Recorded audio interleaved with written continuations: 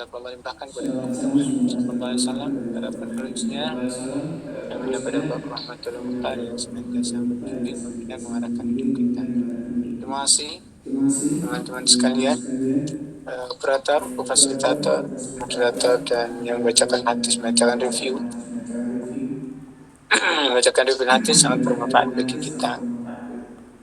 Di hadis yang pertama 1172 ya, sudah sedemikian rupa Nabi dipermalukan, dihinakan, dipersekusi, dilempari tali, tapi Nabi tetap melanjutkan ibadahnya, yaitu sujud yang tiada.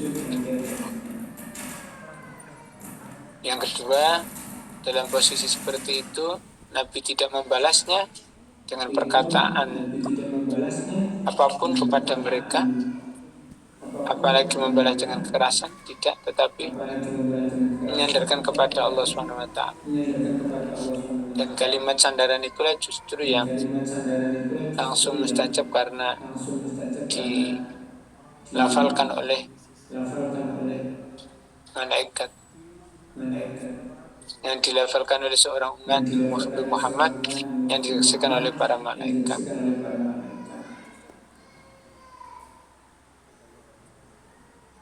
Itu di 1172 ya.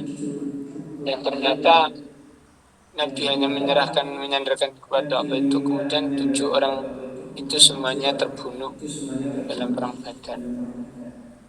Artinya walaupun sudah mendapatkan kutukan artinya, tapi itu kan disandarkan hanya kepada Allah. Itu tetap ada melalui perantara perang Badar itu sendiri yang dilakukan oleh Rasulullah. Nah, mereka semuanya mengalami kematian, kehinaan saat perang Badar. Di kekalahan perang itu tidak hanya kalah secara finansial, tetapi kemunduran sebuah klan, warga, kehinaan keluarga suatu kaum, keluarga suatu bangsa, kehinaan, karena merasa sangat lemah, hingga mereka tidak punya lagi wajah, tidak punya lagi muka di hadapan kaum-kaum yang ada. Itu ketika kalah perang, dan 7 orang ini mewakili 7 klan yang bisa memutuskan rantai, karena setelah itu berarti dia menjadi kaum budak keluarganya. Yang ketiga 1173 ya. Yang kedua 1173, lagi-lagi Allah memberikan kekuatan, kekuasaan kepada Nabi, diserahkannya malaikat Jibril, kemudian malaikat penanggung jawab gunung, semuanya di belakang Nabi, bersiap mau membantu Nabi, menjadi pasukan Nabi. Tapi justru Nabi berharap keturunan mereka yang makang, yang mokong itulah yang akan nanti menjadi orang-orang yang hanifan musliman, menjadi generasi tauhid. Jadi jangan menyalahkan suatu kaum kemudian ingin menghancurkan kaum itu. Bagaimanapun durhakanya satu kaum atau seorang bapak ibu, masih berharap anak keturunannya menjadi orang yang soleh. Jadi takut jadi bagian pasukan kita. Berhadapan Nabi Muhammad SAW.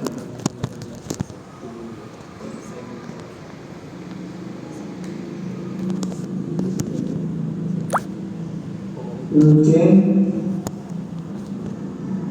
kejadian itu yang terakhir 1174 ya.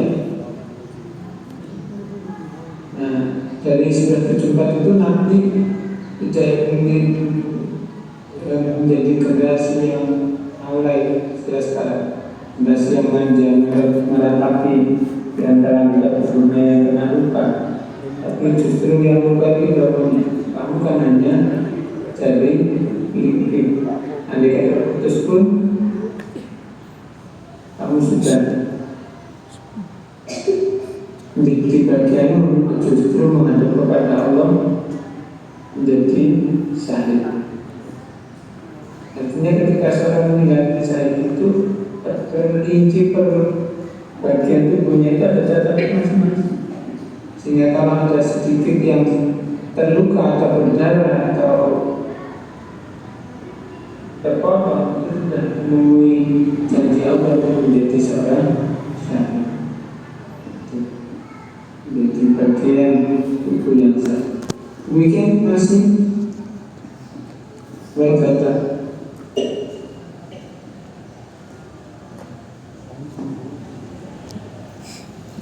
Wassalamualaikum warahmatullahi wabarakatuh. Melanjutkan acara yang kelima, yakni sesi tanya jawab.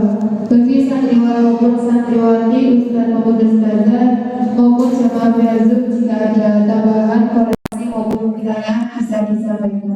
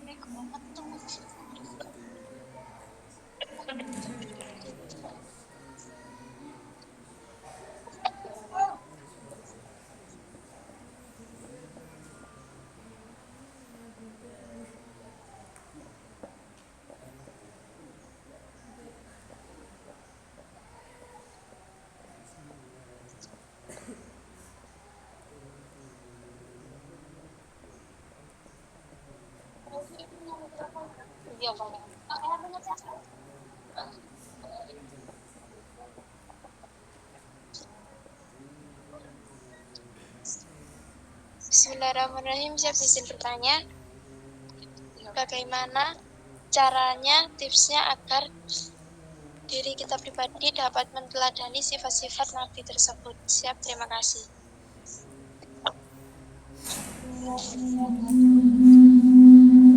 Jadi Pak Guru tentang satu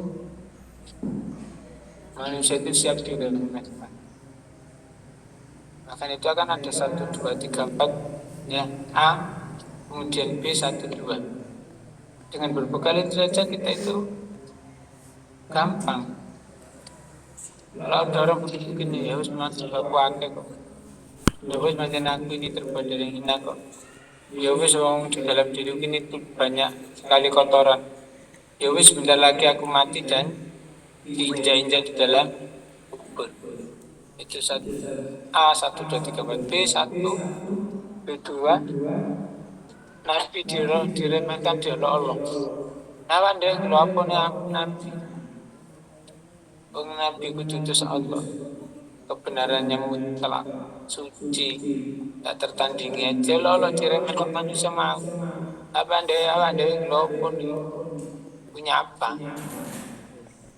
Kedua, Allah SWT yang menciptakan seluruh tubuh kita, nafas betul kita dan seluruh organ tubuh, bahkan alam penyedia penopang kehidupan Allah ciptakan diremehkan manusia, dihinakan, dibohongi, bisa. Itu sehingga kita mau aja biarkan. Itu senjata ampuh dari Pak Guru untuk membuat kita bisa memahami segala sesuatu dengan baik dan benar. Yang kedua,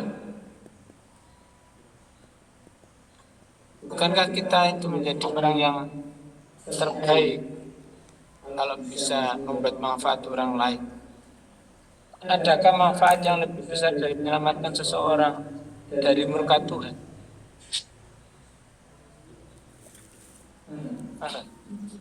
Coba diulang tadi.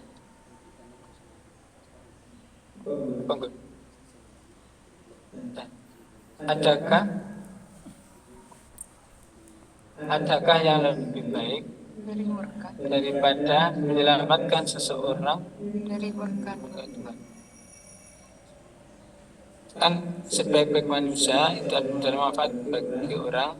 Adakah manfaat yang lebih baik daripada menyelamatkan seseorang dari murka Allah?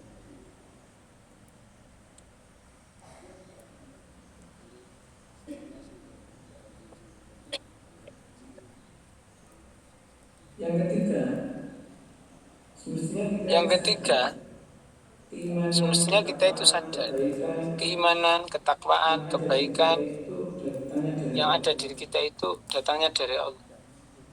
Bisa sewaktu-waktu keluar yang itu yang bisa saja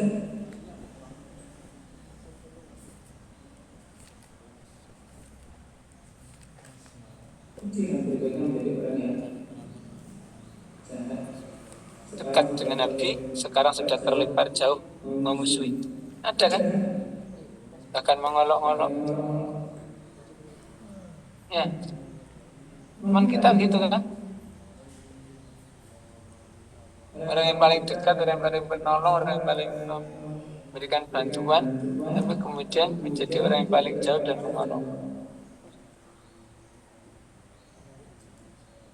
Ya, sayang kalau di antara kalian itu membantu orang yang itu memberikan informasi yang sehingga dia semakin jauh dari kebenaran.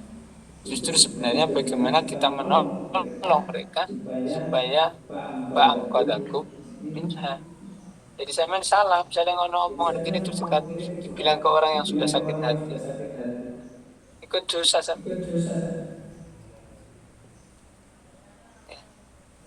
Yang justru sebaliknya harusnya bagaimana mereka menjadi tolong pada kumina ini. Apa tadi yang ketiga adalah keimanan, kebaikan, ketakwaan itu adalah dari Allah. Bisa saja terjadi kemudian hilang. Kita jangan sombong, semuanya menjadi terbukti banyak dulu yang orang terdekat kemudian menjadi memusuhi. Jadi Musailam al-Kadzdzab itu hafal Quran, ya, hafal Quran, hafal hadis, dekat dengan Nabi. Tapi kemudian menjadi musuhnya Nabi. Ya, terima kasih, pertanyaan bagus.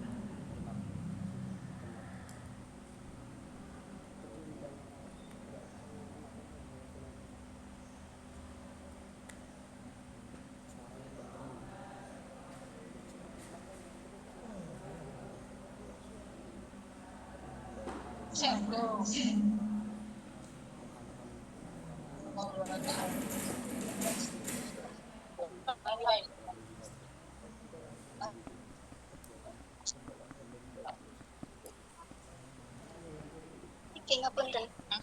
Kebalik dong. Nggih.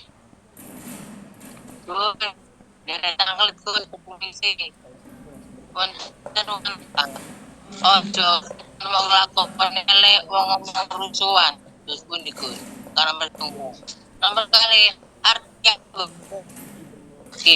diangkat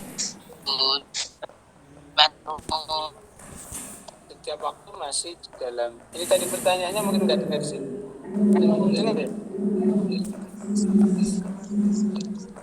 Karena itu kata Mbak Yagi unlimitednya habis.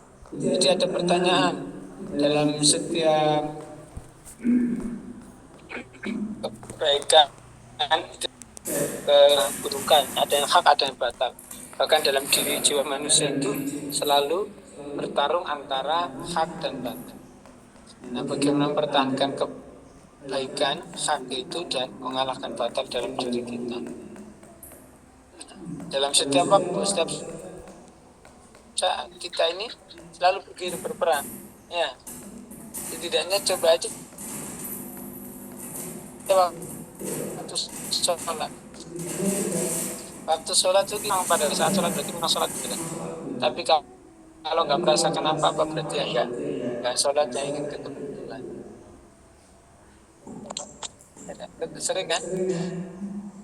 Begitu mempertahankan antara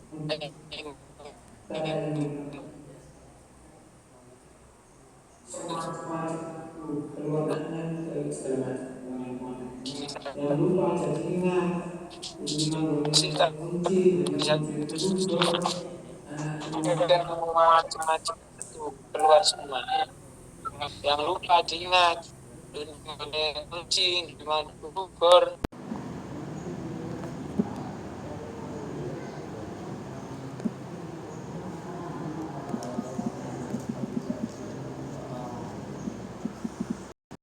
Itu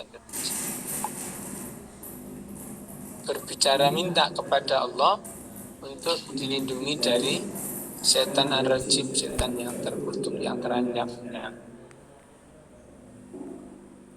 Dan itu tidak bisa dibaca sekali.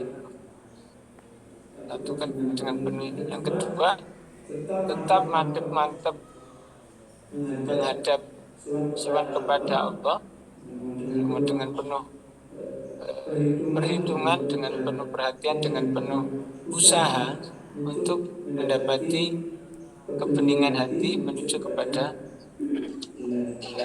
Allah SWT. Bahkan ketika itu misalnya berjanji tidak mengulang lagi, lebih. Ya, besar niku dosa. Aku tidak akan mengulang lagi. Nanti berjanji udah lebih. Oleh dosa itu memang nikmat. Ya, dosa kan nikmat, senang kan? Kamu pacaran kan senang. Berjanji tidak mengulang banyak itu nggak iso. Dan bahkan untuk berjanji sama nggak berani. Apalagi hal yang berbuat dosa. Hal yang sudah kemek, weteng loro mangan lobo.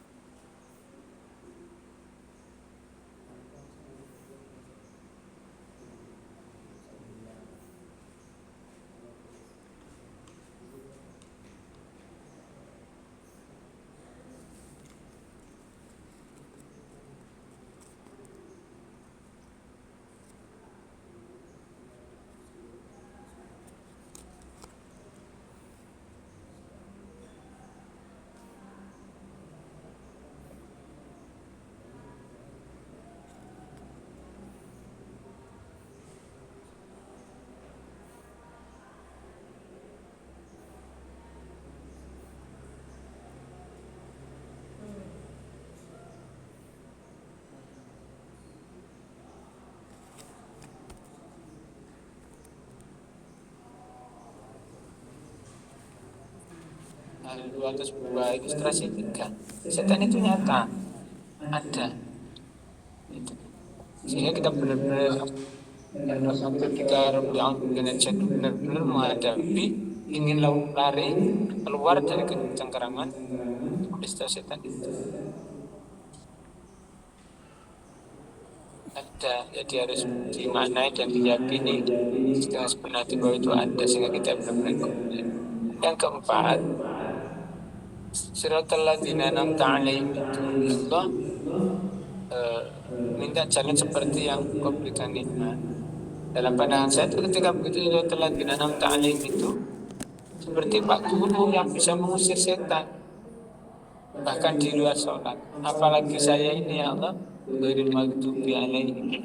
Dalam sholat saya ingin sembarang kali dan tak bisa membuang. Pak Guru di luar sholat saja masih bisa berperang dengan setan yang tidak ada komunikasi dengan Tuhan secara formal. Jadi langsung kalau saya selalu lagi nampak, walaupun beberapa waktu ini saya ingin hilangkan membuat siratal ladzina an'amta secara personifikasi seseorang, karena saya tidak ingin ngekang dalam kutip kepada Allah apa yang saya ingin, karena Allah mempunyai kemauan, keinginan, etikat atau apa yang musawir, yang punya perencanaan yang baik. Oke,